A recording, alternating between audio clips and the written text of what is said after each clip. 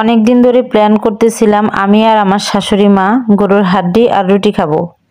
আসসালামু আলাইকুম, আবারও একটা নতুন ভিডিও নিয়ে চলে আসলাম। যাই হোক, পায়ের হাড্ডি তো অনেকক্ষণ ভরে বাছার পরে পরিষ্কার করে ধুয়ে নিয়ে আসলাম।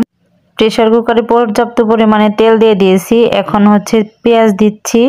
পেঁয়াজটা ভাজা হইতে হইতে আমি আবার জিরা নিয়ে চলে গেছিলাম, আমার জিরা শেষ হয়ে গেছিল জিরা ভাজার জন্য। এখন জিরাটা আস্তে আস্তে নিভা জালে অনেক সুন্দর করে ভেজে নেব। যখন একটা সুন্দর স্মেল বের হবে তখন আমি জিরাটাকে ব্লেন্ডার করে নেব।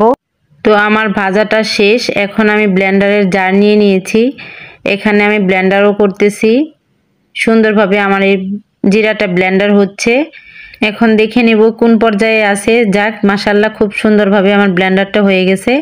এখন আবার চলে আসলাম, সেই পেঁয়াজটা দিয়ে গেছিলাম, পেঁয়াজটা সুন্দরভাবে হয়ে গেছে।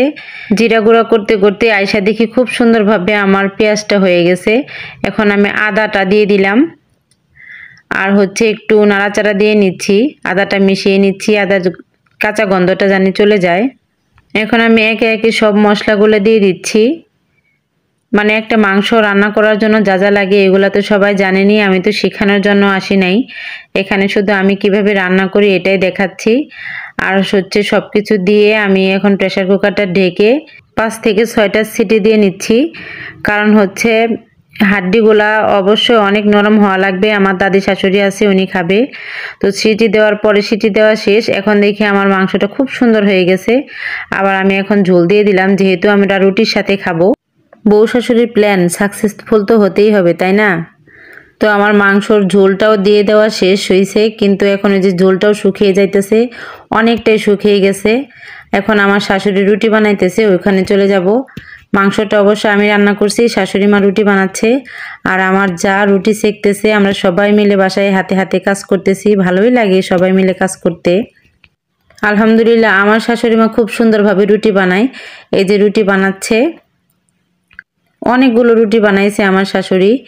যেহেতু আমাদের পরিবারের 10 জন সদস্য, অনেকগুলো রুটি তো বানাতেই হবে, কারণ একজনের 4টা করে হলেও তো অনেকগুলো রুটি লাগে, এই কারণ রুটি বানাইতেছে। তো আমার শাশুড়ি মায়ের হাতের আরেকটা রুটিও আমি দেখাই কিভাবে আমার শাশুড়ি মা রুটি বানায়।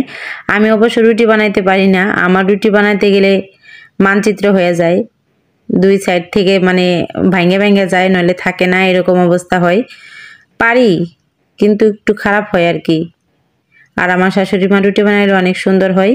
এদিক দিয়ে আমার যা তো বললামই সেকতেছে, ওর ছেঁকাও প্রায় শেষ। এই যে রুটি অনেকগুলো এখানে হয়ে গেছে, আরও বানাইতেছে আমার শাশুড়ি, দেখি কতটুকু লাগে।